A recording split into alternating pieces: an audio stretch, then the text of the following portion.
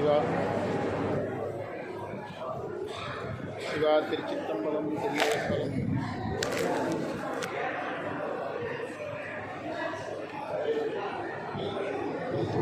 சிவா திருச்சிற்றம்பலம் தில்லையம்பலம். தென்னாருடைய சிவனை போற்றி எந்நாட்டவர்க்கும் இறைவா போற்றி. ஈராண்டில் சிவஞானம் பெற்றுயர்ந்த மெய்கண்டார் இணைத்தாள் போற்றி. நாராண்ட வல்லடியார் கருள் புரிந்த அருணந்தி நற்றாள் போற்றி. ஈராண்ட கடந்தை நகர் மறைஞான சம்பந்தன் நிறத்தாள் போற்றி. ஸ்ரீராண்ட தில்லைநகர் உமாவதியார் சம்பந்தமை திருத்தாள் போற்றி போற்றி. கைலாய பரம்பரையின் சிவஞான போதநெறி காட்டும் தொண்டை பயிர்வாகி மெய்கண்டான் சந்ததிக்கோர் மெய்ஞான பாதுவாகி வீராகும் ஒரு திருவாவடுதுறை வாழ் குருநமச்சிவாய தேவம் சைலாதி மரபுடையோன் திருமண வெளியூடி தலைகனாக இந்த இனிய நேரத்தில் அனைவருக்கும் அடியனுடைய வணக்கத்தை சொல்லி சமயக்குறவர் சந்தானக்குறவர் திருவடிகளை வணங்கி ஞானமான நடராஜ பெருமான் திருவடியை வணங்கி குருமுதல்வர் வணக்கமாக திருவே அறச்செல்வமே நிறைவே அரசே அடியார் உறவே நாவீரே மணியே உருகாத நெஞ்சில் பிரிவே புரியங்கடந்த சிவானந்த பேரபத செறிவே கருணை குழம்பே பஞ்சாக்கர் சிவனை என்று குருமுதல்வர் திருவடியை வணங்கி திருநெல்வேலி பிரபலை மிகுந்த சந்தானம் பரம ஆச்சாரியார் செல்ல ஸ்ரீ 24ஆம் குருநாதர் சன்னிதானவருடைய திருவடிகளை மாணவர்களாக வணங்கி கடந்தாலும் அம்பலமான என்பேன், கடந்து எழுந்தேன், கடந்தாலும் பஞ்சாக்கர குருவே என்பேன், பசியோடு பிடி அடர்ந்தாலும் ஆவடுதுறைவாள் அம்பலவானா என்பேன், தொடர்ந்தாலும் அம்பலவான பேரே சொல்லுவேன் அடியேன் என்று குருமுதார் சன்னிதானவருடைய திருவடிகளை வணங்கி தம்பிராம சுவாமிகளுக்கு வணக்கம் சொல்லி மங்களாம்பிகையுடைய மகிமானீஸ்வரர் முக்கண்ணி என்ற முக்கணப்பர் ஈரோடு திருமுறைக்கழகம் தொண்டரசி பரவார் அடியனுக்கு ஞானபாடம் உபதேசித்த சம்பந்த சரணாலயடிகள் திருவடியை வணங்கி அடியனுடைய குரு இயக்குநர் அவர்களுக்கும் அடியனுடைய மானசீக குரு ஆதின புலவரை அவர்களுக்கும் நம்முடைய திருவிடைமருப்பு பள்ளியினுடைய தலைமை ஆசிரியர் தமிழாசிரியர் பிற ஆசிரியர்கள் ஈரோடு கரூர் உடுமலை அமைப்பாளர்கள் மாணவர்கள் பிற மையத்தை சார்ந்த அனைவருக்கும் வணக்கம் சொல்லி அடியனுடைய பாடப்பகுதிக்கு வருகிறேன். நம்முடைய ஆதின புலவரையார் சொன்னது போல திரு ஆமாத்தூர் பதிகம் சங்கிலியாரை சுந்தரர் பிரிந்த பிறகு காஞ்சிபுரத்தில் இடதுகள் பெற்ற பிறகு திருவாரூர் வரும் வழியில் இந்த பதிகத்தை பாடுகிறார். ஏகோன் கலிக்காம நாயனார் புராணத்தில் 293வது மந்திரத்தில் இந்த பதிகம் பற்றி குறிப்பிருக்கிறதை நாம் பார்க்க முடிகிறது. ஆதின புலவரையார் ஒரு அழகான ஒரு செய்தியை தொடக்கமாக சொல்லியிருக்கிறாங்க. அரிய பெரிய கருத்துடைய பதிகம், ஆனால் அரிய பெரியது எதுவும் இருக்கிறது எனக்கு தெரியல. ஆனால் அரிய பெரிய கருத்து இருக்கிற பதிகம். இன்னொரு செய்தி சொன்னாங்க, அந்த பதிக அமைப்பிலே ஒரு வித்தியாசமான மொழிநடையுடைய பதிகம். அது அந்த பதிகம் எவ்வாறு தொடங்குகிறது என்றால், காண்டனன் காண்டனன் காரிகையாளன் கருத்தனாய். அந்த காண்டனன் காண்டனன் ஆண்டனன் ஆண்டனன் பூண்டனன் பூண்டனன் அதுபோல நீண்டனன் நீண்டனன் ஒரு வார்த்தை ஒன்றுக்கு மேற்பட்ட கடை வருகிறது. இதை உரையாசிரியர் சொல்லுகிறார் வலியுறுத்தி சொல்லுவதற்காக இவ்வாறு 2 முறை சொல்லுகிறார் என்று உரையாசிரியர் சொல்லுகிறார். இதுதான் அவர் இருக்கிற முதல்ல மற்ற பதிகங்களிலிருந்து இதனுடைய தனிச்சிறப்பு. இது ஐயா தொடங்கி வச்ச ஒரு கருத்து நான் சொல்லிட்டேன், சரியா? காண்டனன் காண்டனன் காரிகையாளன் கருத்தனாய். அதில் இன்னொரு நுட்பமும் உரையாசிரியர் கையாளுகிறார்கள். அந்த ஒரு வரியினுடைய பின்பகுதியை முதலில் சொல்லி மொழிமாற்று செய்து தான் உரை சொல்லுகிறார். பெரும்பாலான வரிகளுக்கு மொழிமாற்று செய்து தான் உரை செய்கிறார். ஒரே ஒரு சொல்லி காட்டுற காண்டனன் காண்டனன் காரிகையாளன் கருத்தனாய் என்பதை காரிகையாளன் கருத்தனாய் காண்டனன் காண்டனன் புரிஞ்சுட்டோ. ஒவ்வொரு வரியினுடைய பின்பகுதியை முதலில் சொல்லி முன்பகுதி பின்னர் சொல்லுகின்ற மொழிமாற்று முறையில் தான் இதற்கு முழுவதுமே பெரும்பாலும் உரை சொல்லுகிறார். 3வது இந்த பதிகத்திற்கு உரை சொல்லும்போது ஒரு முக்கிய குறிப்பு, அந்த ஆமாத்தூர் இறைவன்கிறத பதில சொல்லி உரை சொல்லுவார். இதை உள்ளே வைத்துக்கொண்டு அதிர புலவரையாக சொன்னது போல பதியம் முழுவதும் பேச முடியாது. அதில் இருக்கிற அரிய கருத்துக்கள் என்னங்கிறத நாம் பார்க்கணும். நேரமும் கருதி நாம் அதை பார்க்கலாம். அந்த அம்மையினுடைய கணவனாக நான் சிவனை கண்டேன் முதல் வரியில் சொல்கிறார். முதல் வரியிலே கண்டனன் என்பது காண்டனன் என்று வந்திருக்கிறார். உரையாசிரியர் இலக்கணம் சொல்லுகிறார். அது நீட்டி சொல்லப்பட்டிருக்கிறது, நீண்டது என்று இலக்கணத்தில் நீண்டது என்று சொல்லுகிறார். ஒரு வகையில் பார்த்தால் இந்த பதிகம் நமக்கு அந்த அப்பர் சுவாமிகளுடைய அங்கமாலையை ஞாபகப்படுத்துகிற மாதிரியே இருக்குது. அந்த அங்கங்களினுடைய செயல்கள் எல்லாம் நிறைய சொல்லும். கண்கா காண்மீன்களோங்கிற அப்பர் சுவாமிகள் இந்த சாமி காண்டனன் காண்டனன் என்று காண்டுதலை சொல்கிறத நம்ம பார்க்க முடியும். அதற்கு பிறகு ஆண்டனன் ஆண்டனன் ஆமாத்துரியம் அடியட்டு ஆள் பூண்டனன் பூண்டனன்கிறார். இறைவனை அடிமை கொண்டான், ஆமாத்துரியில் இருக்கின்ற இறைவனுக்கு நான் அடிமையானேன் என்று சொல்லுகிறார். அது சைவ சமயத்தின் மிகப்பெரிய பண்பையாக தாழ்மையாம் தன்மையோடு சைவமாம் சமயம் சாரும் ஊழ்பெறல் அறிவு என்று சித்தியார்கள் சொன்ன மாதிரி அந்த சைவ சமயத்தினுடைய அடிமை பண்பை நம்ம எந்த மந்திரத்திலே பார்க்க முடிகிறது? முதல் மந்திரத்திலேயே அந்த அடிமை பண்பை சொல்வதை நாம் பார்க்கிறோம். நான் அவருக்கு அடிமை உண்டு என்று சொல்வதை பார்க்கிறோம். அதில் இது போன்ற அரிய கருத்துக்களை ஞானிகள் சொல்லும்போது என்னை போன்று எதையும் அறியாமல் இருப்பவர்கள் அதை நம்புவதற்கு தயங்குவது உலக இயற்கை. அதற்காக சுந்தரர் சொன்னால் பொய்யன் அப்படிங்கிறார். பொய்யன்று சொல்லுவன் கேள்வி. நான் பொய் சொல்லலை, சொல்லுவன் கேள்வின்னா இன்னும் நான் சொல்லுகிறேன் கேளுங்கள், இன்னும் நான் சொல்லுகிறேன் கேளுங்கள் என்று கேட்கிறார். மீண்டனன் மீண்டனன் வேதமிக்கு அல்லாதவர்களுக்கு அது சொல்கிறார் முக்கியமான செய்தி. அதாவது வேத நெறியை வேத பொருளை போற்றாதவர்களிலிருந்து நான் மீண்டேன். அதான் சாமி அரிய பெரிய கருத்துக்கள்லாம் சொல்கிறாங்க. நான் மீண்டேன் என்று சொல்லுகிறார். அதாவது அந்த வேத நெறியை வேத பொருளை போற்றாதவர்களிலிருந்து மீண்டேன். ஒரு முக்கிய செய்தி, இந்த காலத்துக்கு ஒரு முக்கியமான செய்தி. வேதனை தழைத்தோங்க மிகுசைவ துறைவிடங்க வேத வேண்டியை நிந்தனை செய்துடன் ஆதமில்லி அமர்வு தேடரை வாதி வென்றளிக்க திருவுள்ளவோ ஞான சுமந்தர் கேட்டார். இன்னும் நம்முடைய திருவாவூர் ஆதின சைவ சித்தாந்த பாடசாலை பாடத்தில் நமக்கு சிவஞான போதுமே வடமொழியினுடைய மொழிபெயர்ப்புங்கிறத தான் நம்ம அடிப்படை கொள்கையாக கொண்டிருக்கிறோம். எனவே அந்த வேதத்தை அடிப்படையாக சொல்வதை நாம் இதில் பார்க்கிறோம். அதை சுவாமிநாத தேசிகருடைய தசகாரியத்தில் மந்திரம் 14 தற்போதும் அடங்கல் தன் சொல் இன்மை தன் செயல் இன்மை அருளில் ஒன்றுதல்னு சொல்கிறார். சுவாமிநாத தேசிகருடைய தசகாரியத்தில் மந்திரத்தில் 14வது மந்திரத்தில் தன் முனைப்பு அடங்க வேண்டும். என் செயல் இல்லை, எல்லாம் யார் செயல்? இறைவன் செயல் என்ற உணர்வு வர வேண்டும். அருளில் ஒன்ற வேண்டும். அந்த நிலை சொல்லப்பட்டிருக்கிறது.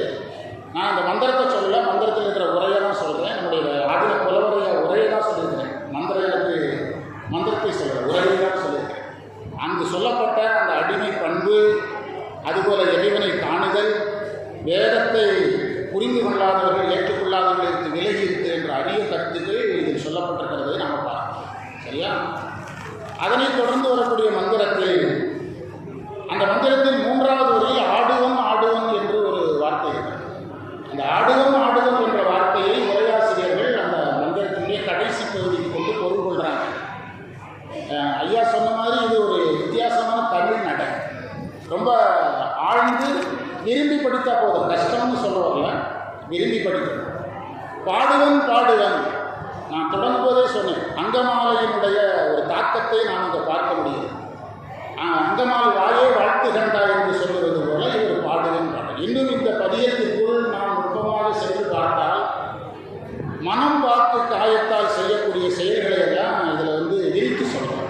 அதை நம்முடைய கடமையாக சொல்கிறேன். பாடுவன் பாடுவன் பார்ப்பதி தன்னடி பற்றினான். இந்த பார்ப்பதி என்ற இடத்தில் ரொம்ப கவனமாக உரை சொல்கிறாங்க உரையாசிரியர்கள். பார்வதியின் பதி என்று பொருள் சொல்லிடக்கூடாதுங்கிறாங்க. அதில் ஏதாவது சந்தேகம் தான் ஐயாவை நான் கேட்டுக்கிறேன். சரியா? பேசுகிறவர் தான் கேட்க முடியும். பார்ப்பது என்பதற்கு பார்வதியின் பதி என்று பொருள் எடுக்கக்கூடாது, பாருக்கு பதி என்று பொருள் எடுக்க வேண்டும் சொல்கிறார். பாருக்கு பதி என்று பொருள் எடுக்க வேண்டும் என்று உரையாசிரியர் சொல்கிறார். தன் அடி பற்றி நான் இறைவனுடைய திருவடியை பற்றினேன், பாருக்கு பதியாக இருக்கக்கூடிய இறைவனுடைய திருவடியை பற்றினேன், பார்வதி என்று பொருள் எடுப்பது அந்த இடத்திற்கு பொருத்தமல்ல என்று உரையாசிரியர்கள் பொதுவாக சொல்கிறார். இந்த கண்ணடிங்கிற இடத்திலேயே ஒரு குறிப்பு இருக்குது. இந்த பதிகத்தை நாம் நுட்பமாக பார்ப்பதற்கு ஒரு முக்கிய காரணம், வேதத்தை முதல் மந்திரத்தில் வைத்து பேசுகிறார். 2வது முக்கிய குறிப்பு, அங்கமாலையினுடைய ஒரு தன்மை இது இருக்கிறது. 3வது ஒரு முக்கிய குறிப்பு, மனம் வாக்கு காயத்தால் நாம் செய்யக்கூடிய செயல்கள் எல்லாம் இதில் என்ன செய்யப்பட்டிருக்கிறது? விரிக்கப்பட்டிருக்கிறது. இன்னொரு முக்கிய செய்தி என்னவென்றால், இந்த திருவடியை பற்றிய குறிப்புகள் அதிகமாக இருக்கு. இந்த இடத்துல 2வது மந்திரத்தில் தன்னடி என்று சொல்கிறார். ஒரு வகையில் பார்த்தால் இதை நம்ம ஆழ்ந்து பார்த்து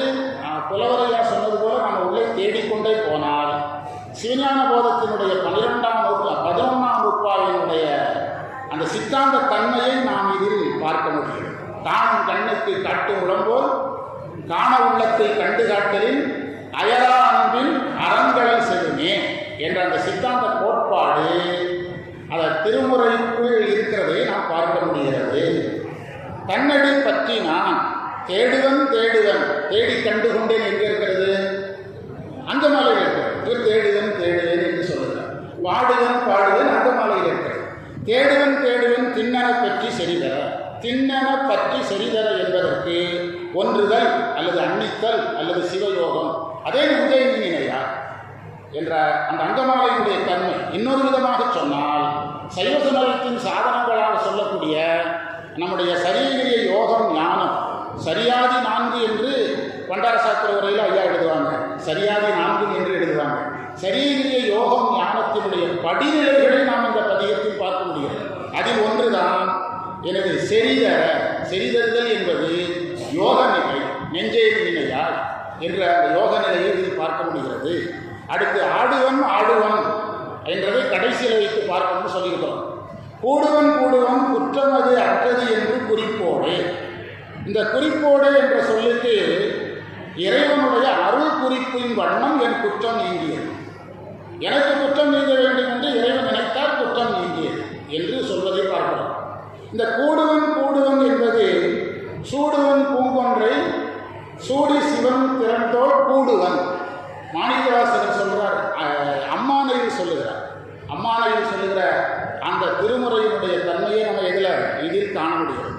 இந்த குற்றமது அற்றது என்பது நாம் கொஞ்சம் சித்தாந்தத்தோடு கொஞ்சம் அழுத்தி பார்த்தால் என்பதை விட ஆராய்ந்து பார்த்தால் அது மும்மல நீக்கத்தினுடைய ஒரு தன்மையாக பார்த்தால் குற்றமது அற்றது என்று குறிப்போடு திருவருள் குறிப்பால் என்னுடைய குற்றங்கள் நீங்கியது, அல்லது மும்மல காரியங்கள் நீங்கியது, அல்லது மும்மலங்கள் நீங்கியது. சுந்தரருக்கு எதுவுமே இந்த மலங்களெல்லாம் கிடையாது. அவர் யாரை நினைத்து பாடுகிறார்? நம்மையும் நினைத்து பாடுகிறார். நான் என்னுடைய வகுப்பில் அடிக்கடி சொல்லுவேன், ஒரு மகனால் தந்தைக்கு கடன் வந்து விட்டால் நமக்கு கொஞ்சம் கடன் அப்பா சொல்லுவார். அது மாதிரி ஞானிகள் நமக்கு இருக்கிற பிரச்சனையை எல்லாம் யார் மேலே ஏற்றுக்கொள்கிறார்கள்? அவர்கள் மேலே ஏற்றுக்கொள்கிறார்கள் என்று உதாரணம் சொல்லுவேன். அதுவே இந்த குற்றமது என்பதை நாம் மும்மலம் இன்மை என்ற இடத்திற்கு அதை எடுத்து செல்லலாம். அதை சொல்லி கடைசியில் ஆடுவன் என்று இந்த பதிகத்தை முடிக்க வேண்டும். திருப்பாடல் படி வரி 2 ஆடுவன் இருக்கும். ஆனால் உரை சொல்லும்போது ஆடுவன் எங்கே வரணுங்கிறாங்க? மந்திரத்தினுடைய கடைசியில் நிறுத்தி சொல்ல வேண்டும். ஆடுகின்றிலை கூத்துடையான்களுக்கு அன்பில்லை. வகுப்பில் நாங்கள் சொல்லுவோம், அன்பு இல்லை ஆடுகின்றிலை, கூத்துடையான்களுக்கு அன்பு இல்லை ஆடுகின்றிலை. நான் வேடிக்கையாக சொன்னேன், நடராஜர் ஏன் இவ்வாறு அம்மை காண நடனமாடுகிறார் என்றால் குமரகுருவர் சொல்லுகின்ற ஒரு விளக்கம் சித்தாந்த வகுப்பில் தான் எல்லாரும் சொல்லுவாங்க. நான் வேடிக்கையாக சொன்னேன், அம்மை காணும்படியாக இறைவன் நடனம் ஆடுகிறார்களா? இப்போ நம்ம எத்தனை பேர் வீட்டில் நடனமாட தயாராக இருக்கிறோம்? யாராவது நம்மை பார்த்து சிரித்து விடுவார்களோ, யாரும் கேலி செய்து விடுவார்களோ என்று யோசிக்கிறோம். என்றால் நமக்குள் அந்த தன் உணர்வு தான் மிஞ்சுகிறதே தவிர அன்பு மிகவில்லை என்பதனால நம்மால் அன்பால் என்ன செய்ய முடியவில்லை, ஆட முடியவில்லை. அதைத்தான் இந்த ஆடுதல் என்ற குறிப்பை இங்கே வைத்து பாடியிருப்பதை நாம் பார்க்கிறோம். 3வது மந்திரத்தில் ஆய்ந்தனன்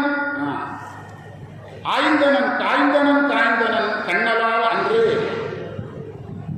காணன. அதாவது அந்த இடத்துல என்ன சொல்றாருன்னா, அந்த கண்ணடலால், அதாவது ஆசை கடவுளை காமனை தன்னுடைய கண்ணினுடைய நெருப்பால் எரித்த செய்தியை வரி 1 வைத்திருக்கிறார். காய்ந்தவன் கண்ணடலால் அன்று காமனை. அப்பொருள் கொள்ளும்போது கண்ணடலால் அன்று காமனை காய்ந்தவன் என்று நான் முதலில் சொன்ன போல ஒவ்வொரு வரியிலும் பின்பகுதியை எப்போ சொல்கிறாங்க? முதலில் சொல்லி முன்பகுதியை பின்னால் சொல்கிறாங்க. பாய்ந்தவன் பாதத்தினால் அன்று கூற்றத்தை, பாய்ந்தவன் என்பது உதைத்தவன். சமீபத்தில் 4ஆம் திருமுறையில் 31வது பதிகம் திருக்கடவுர் வீரட்டம் நடத்திட்டு இருந்தோம். மார்க்கண்டேயருடைய வரலாறு என்று நான் புரிந்து வைத்திருந்தது என்னுடைய சிற்றறிவுக்கு, மார்க்கண்டேயருக்கு என்றும் 16 என்று ஒரு வரம் வழங்கப்பட்டது. ஆனால் மார்க்கண்டேயர் எந்த ஒரு சாதனங்களை சாதித்து எந்த உயர்நிலையில் நின்று அந்த என்றும் 16 என்ற நிலையை அடைந்தார் என்பது நமக்கு தெரியாது. ஆனால் அந்த பதிகத்தில் 4ஆம் திருமுறையில் 31வது பதிகத்தில் 9வது மந்திரத்தில் சேரின்மேல் அணையார் திறமிட்டு சிவனுக்கு அன்பாய், சிவனுக்கு யாராகிறாரு? அன்பாகிறார். சிவனுக்கு அன்பாதல் என்பது நம்முடைய சைவ சித்தாந்தத்தில் வைத்து பார்த்தால் அல்லது சேக்கிழார் வாக்கில் வைத்தால் ஞானம் ஈசன்பால் அன்பே என்ற நிலையில் அந்த அன்பு நிலைக்கு சென்றுதான் மார்க்கண்டேயர் அந்த பெரிய வரத்தை என்ன செய்கிறார்? பெறுகிறார். நாம் நினைப்பது போல ஒரு சாதாரண சிவபக்தராக இருந்து அந்த இடத்திற்கு யார் போகிறார் என்ற முடிவுக்கு நாம் என்ன செய்யக்கூடாது? வரக்கூடாது. எனவே நாம் நிறைய சாதனங்களை செய்ய வேண்டும் என்று வகுப்பில் சமீபத்தில் சொல்லிக் கொண்டிருந்தோம். அந்த மந்திரத்தை இந்த இடத்தில் நான் ஞாபகம் எனக்கு ரொம்ப பிடித்ததுனால அந்த மந்திரத்தை சொல்லுகிறேன். சேரின்மேல் அணையார் திறமிட்டு சிவனுக்கு அன்பாய் மாலும் பாலும் நல் தயிர் நெய்யோடு பலபல ஆட்டி என்றும் மாலினை தவிர மயக்கம் இல்லாத ஒரு நிலைக்கு அவர் போய்விட்டதை இங்கே பாடியிருப்பதை நாம் பார்க்கிறோம். அப்பர் சுவாமிகள் பாடுறார். அந்த அளவிற்கு ஒரு பக்குவ நிலையில் இருந்த அந்த மார்க்கண்டேயரை காப்பதற்காக யாரை உதைக்கிறார்? யமனை உதைத்த வரலாறு இதில் சொல்லப்படுகிறது. ஆய்ந்தவன் ஆய்ந்தவன் என்ற சொல்லுக்கு ஆய்ந்தவன் என்பதற்கு தமிழில் நுண்மையானவன், நுணுக்கமானவன், உண்மையானவன். இன்னொரு பொருள் சொல்கிறாங்க, எல்லாம் உணர்ந்தவன் என்று பொருள் சொல்கிறாங்க. ஆமாத்துரியம் அடிகளார் ஏய்ந்தவன். இந்த அடிகளாருங்கிற இடத்துல கவனமாக பொருள் சொல்கிறாங்க. அடிகளார் என்றால் நாங்கள் என்ன பொருள் எடுப்போம்? குரு என்ற நிலையில் வழக்கலை இருக்கிறது. ஆனால் அடிகள் ஆற ஏய்ந்தவன் என்று சேர்த்து பொருள் சொல்லியிருக்கிறாங்க உரையாசிரியர்கள். 3ஆம் வரியின் கடைசியில் இருக்கக்கூடிய சொல்லை அடிகள் ஆர் என்று முடிக்காமல் அடிகள் ஆற ஏய்ந்தவன் என்று, ஏய்ந்தவன் என்றால் பொருந்தியவன் என்று பொருள் சொல்ல வேண்டும் என்று உரையாசிரியர் சொல்லுவதை நாம் இங்கு ஏய்ந்தவன் என்கிறாட்டியை பாகமே, அம்மையோடு ஒரு பாகமாக பொருந்தியவன் என்று இந்த இடத்தில் இந்த மந்திரத்தை பொறுத்தளவில் ஆசை கடவுளை எரித்தது, மார்க்கண்டேயருக்காக யமனை உதைத்தது, இறைவன் உண்மையானவனாக இருப்பது, அதுபோல் அம்மையோடு பொருந்தி இருக்கிற செய்திகள் அதையெல்லாம் இது சொல்லியிருப்பதை நாம் பார்க்கிறோம். அடுத்த மந்திரம் ஐயா சொன்னது மாதிரி ரொம்ப நுட்பமான ஒரு மந்திரம். இது சைவ சித்தாந்த கோட்பாடுடைய மந்திரம்.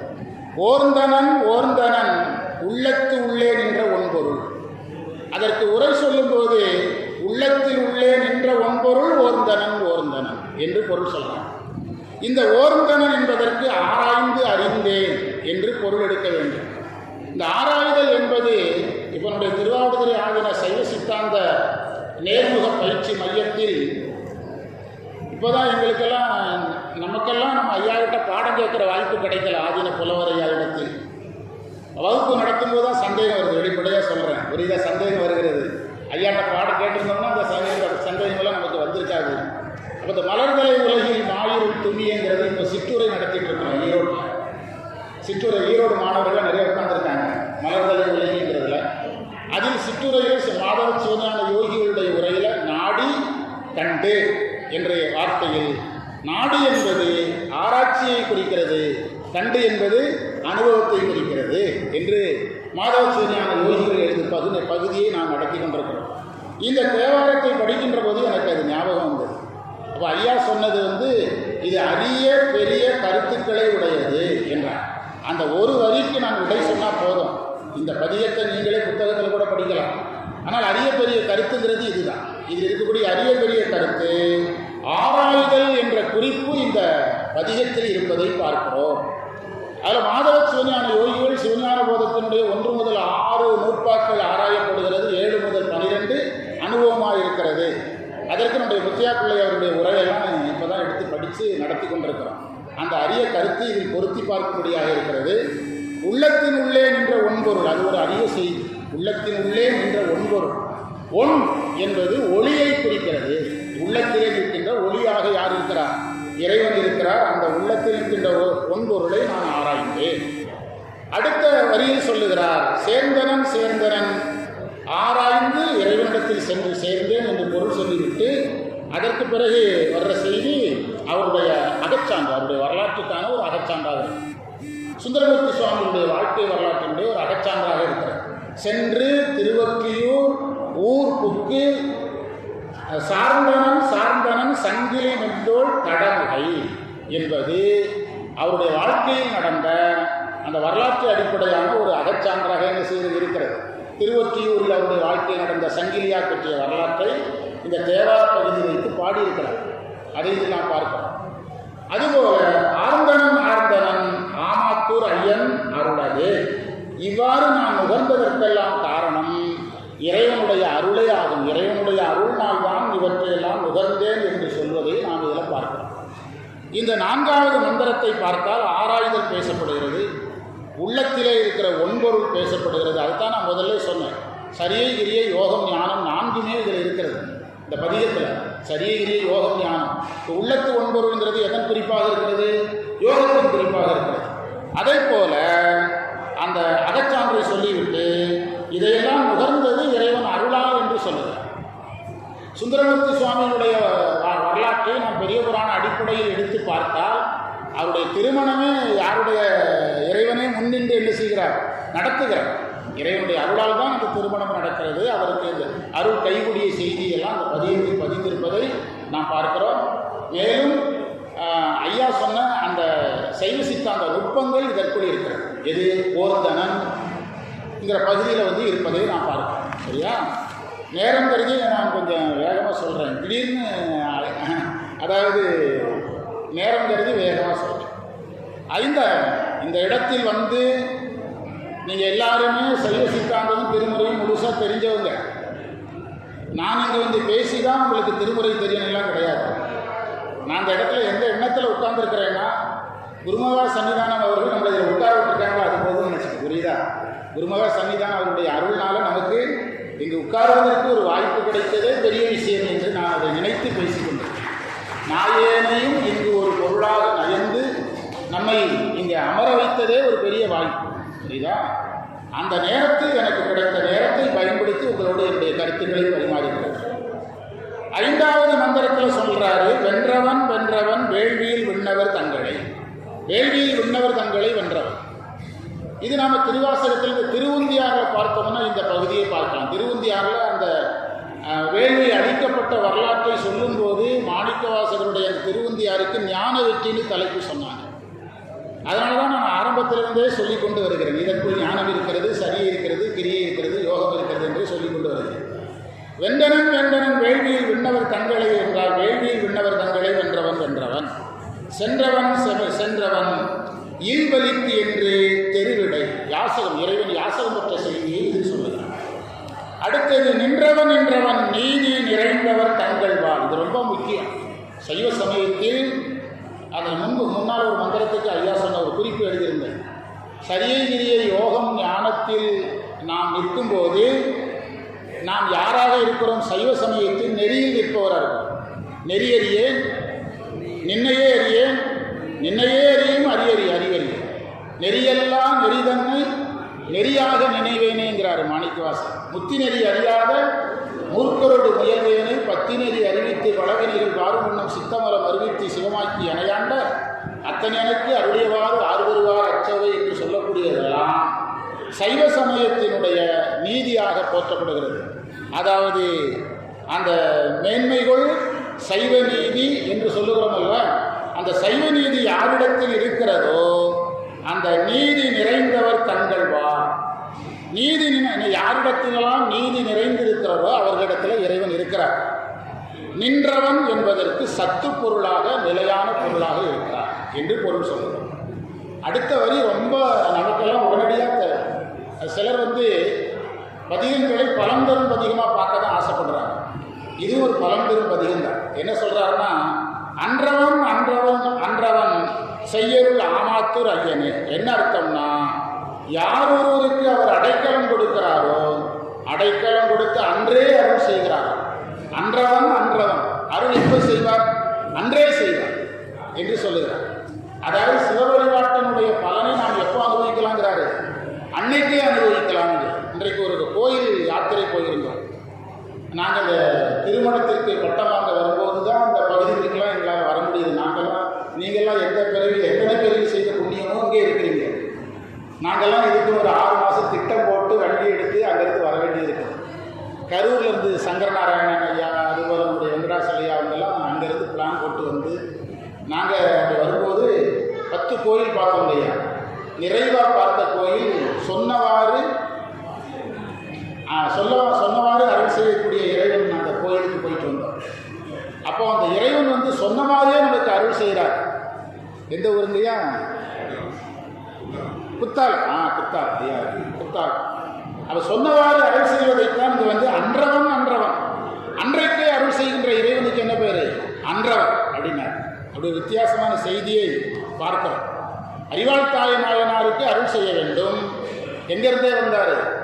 வரப்பு வெடிப்பில் இருந்து வருகிறார். திருநாவுக்கரசருக்கு பசி உணவு கொடுக்கணும், பொதிசோறு அப்பவே கொண்டு வந்து கொடுக்கிறார். அதுபோல திருக்கச்சூர் மனைதோறும் இறந்து யாருக்கு கொடுக்கிறார்? சுந்தரருக்கு கொடுக்கிறார். மாணிக்கவாசகருக்கு அருள் செய்யணும், பிட்டுக்கு மண் சுமந்து கொண்டு வருகிறார். இறைவன் அருள் செய்வது எப்படி?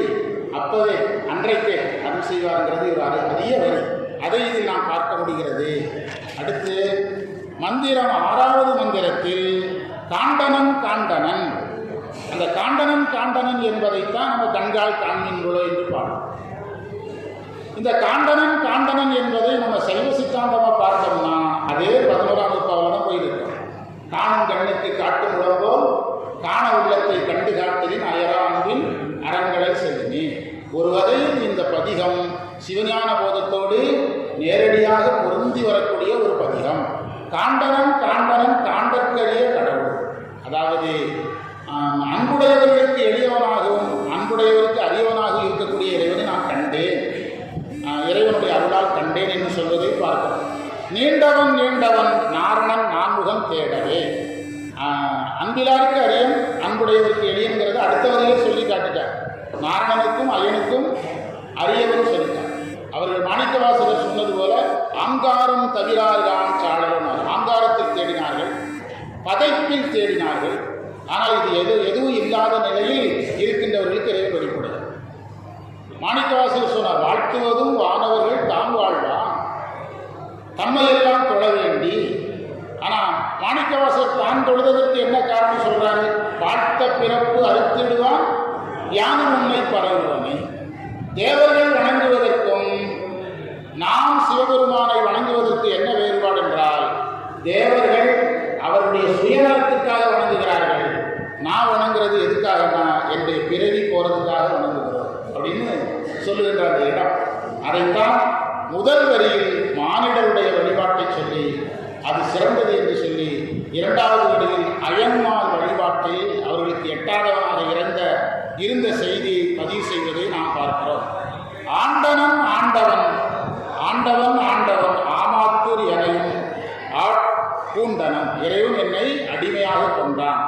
மார்பில் புரிநூல் புரளவே, தன்னுடைய மார்பில் புரிநூல் புரளக்கூடியவராக, புரிநூல் அணிந்தவராக இறைவன் இருக்கிறார் என்று சொல்வதை காண்கிறோம். 7வது மந்திரத்துக்கு வந்தீங்கன்னா, எண்ணவன் ஏழுலகத்து உயிர் தங்கற்கு, 7 உலகிலும் இருக்கின்ற உயிர்களுக்கு எண்ணவன்கிறது ஒரு அரிய சொல். ஆதின புலவரையா தொடங்கி வச்சவர் தான் எனக்கே ஒரு தைரியம் வந்தது. இதில் 8ஆம் நூற்பா இருக்குது, 9ஆம் நூற்பா இருக்குதுன்னு சொன்னால் ஏற்றிட்டு வாங்கன்னா ஐயா ஒரு வரியை அழகாக எடுத்து கொடுத்தாங்க. அரிய பெரிய கருத்தை உடையது. இன்னொன்று அழகாக சொன்னாங்க, இது வந்து அந்த அவருடைய பதிகங்களிலேயே ஒரு வித்தியாசமான கட்டமைப்பு உடையது. எல்லா வார்த்தையும் எத்தனை தடவை வருகிறது? ஒவ்வொரு வரியும் முதல் வார்த்தை எத்தனை முறை வரும்? 2 முறை வரும். அதுதான் இந்த கட்டமைப்பு. எண்ணவன் என்பதற்கு அறிவை உண்டாக்குபவன் என்று பொருள், அல்லது அதாவது கருத்தாக இருப்பவன். 2 அர்த்தம் சொல்றாங்க. ஒன்று அறிவை உண்டாக்குபவன், அல்லது நம்முடைய கருத்தாக இருப்பவன். அப்ப அந்த எண்ணவன்கிறது நம்ம யோசித்து பார்த்தால் மிக ஆழமான கருத்துக்களை கொண்டது. அந்த உயிர்கள் எண்ணுதல். இப்போ நீங்கள் 9ஆம் நூற்பாவே சொல்லி பாருங்களா, ஊனக்கண் பாசம் உணராப்பதியை ஞானக்கண்ணில் சிந்தை நாடி உராத்துணை தேர்த்தியன பாசம் ஒருவர் தன்னிடலாம் பதி விதி எண்ணும் அஞ்செடுத்து. இங்கே என்ன சொல்றாரு? எண்ணவன்கிற அந்த எண்ணவன் என்பதற்கு அறிவை உண்டாக்குபவன், உயிர்களுக்கு அறிவை உண்டாக்குபவனாக இருக்கிறான். அடுத்த வரி, கண்ணவன் காண்டும் என்பார் அவர் தங்கட்கு. அதாவது அன்பு மிகுதியின் காரணமாக இறைவனை காண வேண்டும் என்று எண்ணுகின்றவர்களுக்கு இறைவன் கண்ணாக இருக்கிறான் என்று சொல்லுகிறார். இறைவன் கண்ணாக இருக்கிறான் என்பதற்கு பொருள் அதாவது அறிவதற்கு உதவுகின்றவனாக இருக்கிறான் அல்லது விளங்குகின்றவனாக இருக்கிறான். நேரடியாக நம்முடைய சைவ சித்தாந்தத்தில் அதை பொருத்தி படிக்கணும்னு ஆசைப்பட்டால், ரொம்ப எளிமையாக பொருத்தி படிக்க ஆசைப்பட்டால், இறைவன் காணும் உபகாரம் செய்பவனாகவும் காட்டும் உபகாரம் செய்பவனாகவும் இருக்கிறான். அதுதான் இந்த மந்திரத்தில் அடிப்படை செய்யும். கண்ணவன் அப்படின்னா கண்ணவன் என்பதை நாம் சைவ சித்தாந்தத்தோடு இணைத்து படிக்க ஆசைப்பட்டால் இதில் என்ன உபகாரம் பேசப்படுகிறது? காட்டும் உபகாரம், காணும் உபகாரம் பேசப்படுகிறது என்று சித்தாந்த பொருள் எடுக்கலாம். காட்டும் உபகாரம், காணும் உபகாரம் பேசப்படுகிறதுங்கிறது இருக்கட்டு. ஆனால் ஒரு மாணவர் கேட்டார், முதல்ல அதை கொஞ்சம் எளிமையாக சொல்லித்தாங்க சார் கேட்டார்.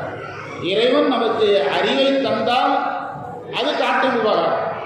இறைவன் நாம் அறியும் போது நம்மோடு சேர்ந்து அறிந்தால் அது காணும் உபகாரம். அவ்வளோதான், காணும் உபகாரம். அந்த உபகாரங்கள் எல்லாம் இந்த பதியத்திலே சொல்லப்பட்டிருப்பதை நாம் பார்க்கலாம். கண்ணவன் என்று சொல்லுகின்ற இடத்தை நாம் கொஞ்சம் ஆழமாக சிந்தித்து பார்த்தால் எந்த உபகாரம் அதில் சொல்லப்பட்டிருப்பதை காணலாம். காணும் உபகாரம், காட்டும் உபகாரம் சொல்லப்பட்டிருப்பதை நாம் பார்க்கலாம். அதாவது காண்டும் என்பார் அவர் தங்கட்கு பெண்ணவன் மேனிவோர் பாகமாய், தன்னுடைய உடம்பில் ஒரு பாகமாக அம்மையை கொண்டவன். பிஞகன் என்றால் தலைக்கோலம் உடையவன். திருவாசகத்தில் பார்க்கும், பிறப்பருக்கும் பிஞகன் என்று சொல்றோம். தலைக்கோலம் உடையவன் என்று பொருள். அன்னவன் ஆமாத்துரியம் அடிகளே. அன்னவன்னா அதாவது நெருங்குவதற்கு உரியவன். அன்னவன் என்றால் என்ன பொருள்? நெருங்குவதற்கு உரியவன், அடைவதற்கு உரியவன், அடைய தகுந்தவன் என்ற பொருள் வருவதை நாம் பார்க்கலாம். அன்னவன். இந்த அன்னவன் என்பது நாம் என்னதான் சைவ சமயத்தில் மிகப்பெரிய சாதனங்களை நாம் செய்தாலும் நம்முடைய கடைசி நோக்கம் எதுவாக இருக்கிறது? ஒரு மாணவர் கேட்டால் சைவ சித்தாந்தம் படிப்பதனுடைய நோக்கம் என்னன்னு கேட்டால் என்ன சொல்கிறது சார், எதுக்கு சைவ சித்தாந்தம் படிக்கிறீங்கன்னு கேட்டால் என்ன சொல்கிறதுன்னு ஒரு மாணவர் கேட்டார். நான் சொன்னது எளிமையான ஒரு பதில் சொல்லுங்கள். பாசநீக்கம், சிவப்பேர். சைவ சித்தாந்தம் ஏன் படிக்கிறீர்கள் என்று கேட்டால் நம்ம சொல்ல வேண்டிய பதில் என்னன்னு ஒரு மாணவர் கேட்டார். நான் சொன்னேன், பாசநீக்கம், சிவப்பேர். என்னுடைய 3 மலங்கள் போகணும், எனக்கு யார் கிடைக்கணும்? சிவபெருமான் கிடைக்கணும். அதற்காக என்ன படிக்கிறேன்? சைவ சித்தாந்தம் படிக்கிறேன் என்று சொல்லணும்னு சொன்னேன்.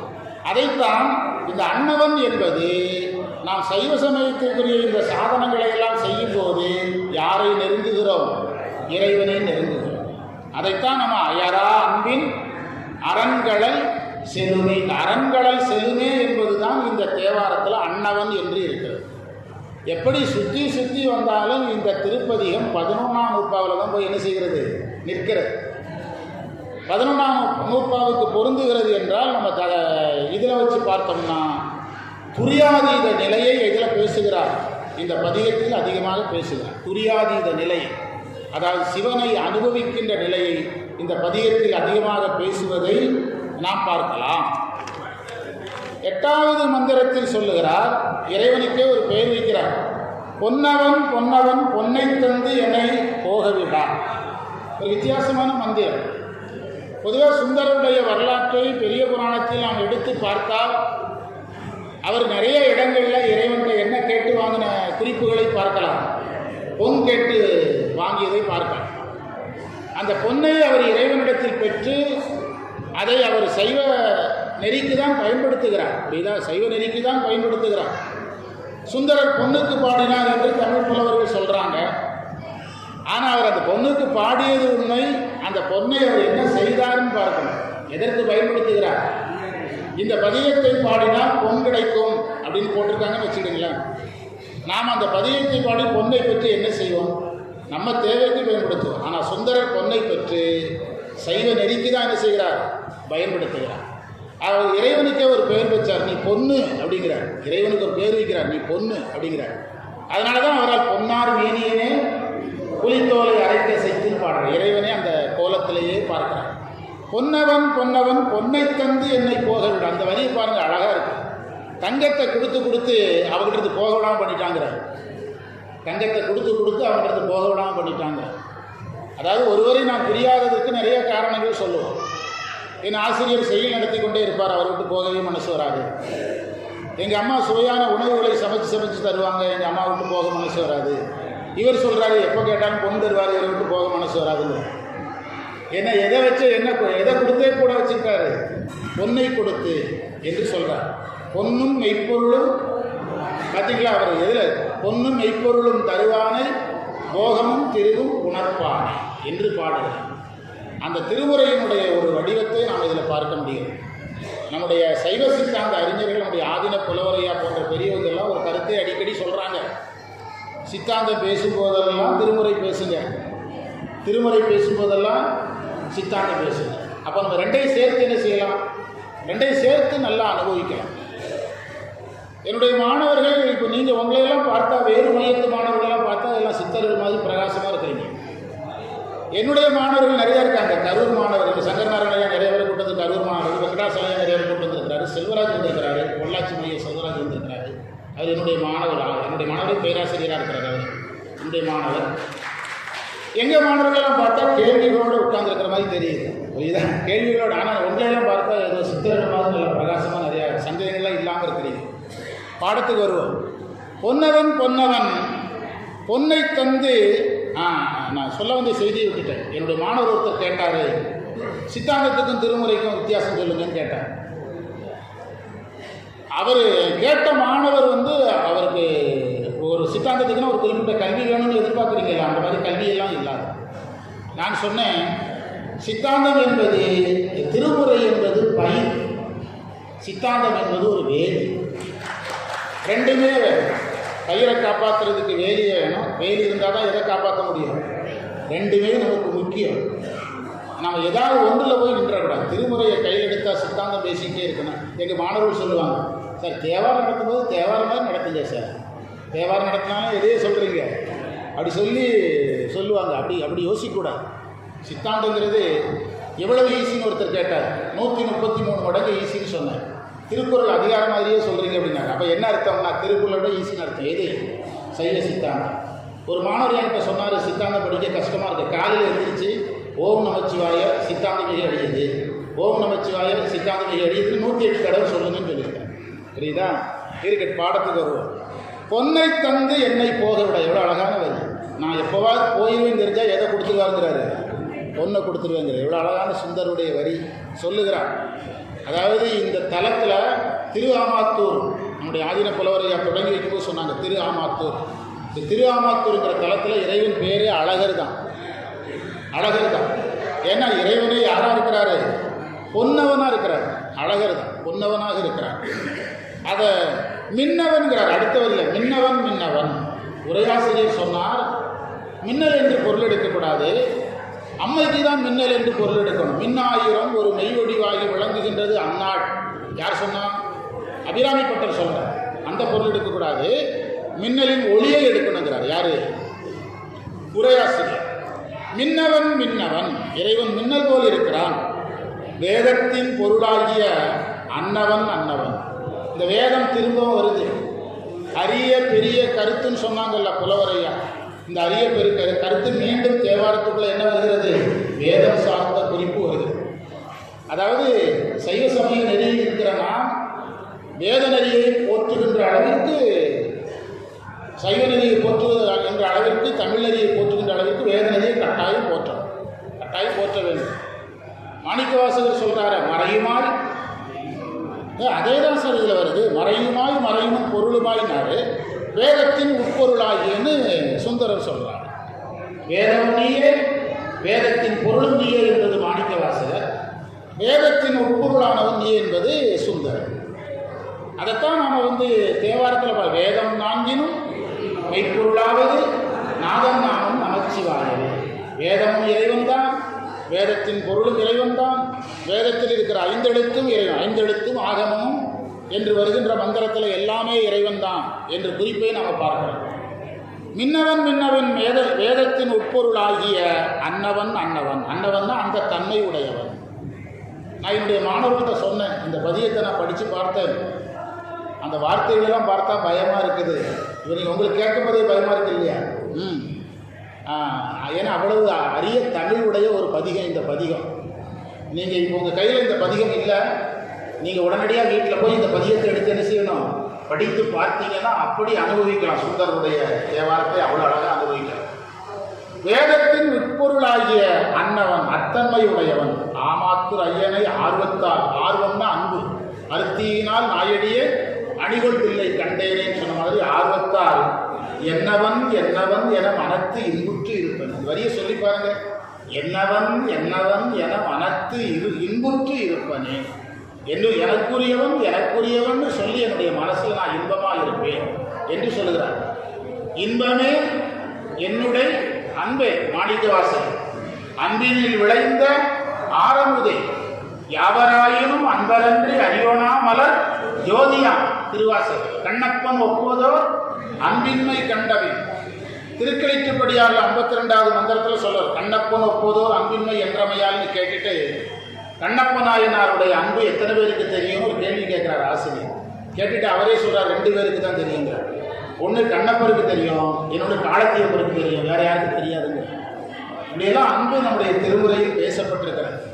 திருவருட்பயனில் 80வது மந்திரத்தில் உமாபதி சிவாச்சாரியார் சொல்றார். இன்பூர் நிலை இன்பில் இனிது என்றால் இன்று உண்டே இன்று உண்டா அன்பு நிலையே அணிது என்று சொல்லுகிறார். அந்த அன்பு இன்பு அந்த குறிப்பு இதில் இருக்குது. இந்த அன்பு இன்பம் வருகிறது அல்லவா, அதை நீங்கள் மைண்டில் ஏற்றிட்டீங்க. உங்களுக்கு அது அந்த வார்த்தை உங்களுக்கு பழகிச்சு. இந்த பதியத்தில் வருவது தெரிகிறது. இதை மீண்டும் நீங்கள் 11ஆம் வகுப்பாக சொல்லி பாருங்க. காணும் கண்ணுக்கு காட்டும் உள்ள போல் காணா உள்ளத்தை கண்டு அயரா அன்பின் அரண்களை செல்லுமே செல்லும்போது இன்பம். அப்போ அன்பும் இன்பமும் இதில் மீண்டும் இதில் வருவதை நாம் என்ன செய்ய பார்க்க முடிகிறது. சிவயோகம் சிவபோகம் எல்லா நிலைகளையும் இந்த பதிகத்தில் நாம் பார்க்க முடிகிறது. அதாவது சுவாமிநாத தேசிகருடைய தசகாரியத்தில் 15வது மந்திரத்தில் நம்முடைய ஆதின புலவருடைய ஐயாவுடைய உரையில் அருளுடன் ஏகநாதல் சிவயோகமே என்று உரை எழுதியிருக்கிறாங்க. அருளுடன் யோகமாதல் சிவயோகமே. சுவாமிநாத தேசிகருடைய தசகாரியத்தில் 16வது மந்திரத்தில் சிவனை சேர்தல் என்ற நிர்மல துரியாதீதம் தான் சிவபோகம் என்று உரை எழுதியிருக்கிறாங்க. இந்த பண்டார சாத்திர நுட்பங்கள் எல்லாமே நாம் இதில் எடுக்கலாம். இந்த வரியில் எடுக்கலாம். எந்த வரியில்? என்னவன் என்னவன் என மனத்து இன்புற்று இருப்பேன். எவ்வளவு பெரிய வார்த்தை! மனசில் எனக்கு நான் இறைவனை என்னவன் என்னவன் என்று வைத்து இன்புற்று இருப்பேன் என்று சொல்லுகின்ற அந்த கருத்தை நாம் பார்க்கிறோம். அடுத்த மந்திரம் பாருங்க. தேடுவன் தேடுவன். என்ன ஞாபகம் வருது? தேடி கண்டு கொண்டேன். அப்பர் சுவாமியுடைய அங்கமாலையினுடைய ஒரு பகுதியை நாம் இதில் பார்க்க முடியும். தேடுவன் தேடுவன்கிற செந்தழல் புரை திருமேனியும் காட்டி திருப்பெரும் துறையுரை கோயிலும் காட்டி அந்தணன் ஆவதும் காட்டி இறைவன் அந்த காட்டுகின்ற இறைவனை தேடுவதை இதில் பார்க்கலாம். தேடுவன் தேடுவன் செம்மலர் பாதங்கள். சைவ சித்தாந்த படித்த மாணவர்கள் சொல்லுங்க. செம்மலர் பாதங்கள் செம்மலர் நோந்தாள். செம்மலர் பாதங்கள் எங்கே இருக்குது? 11ஆம் வகுப்பாவில் இருக்குது. செம்மலர் பாதங்கள் எங்கே இருக்குது? 7ஆம் திருமுறையில் எத்தனாவது மந்திரத்தில் இருக்குது? 9வது மந்திரத்தில் இருக்கிறது. அதை நாம் இருக்கிறதை பார்க்க முடிகிறது.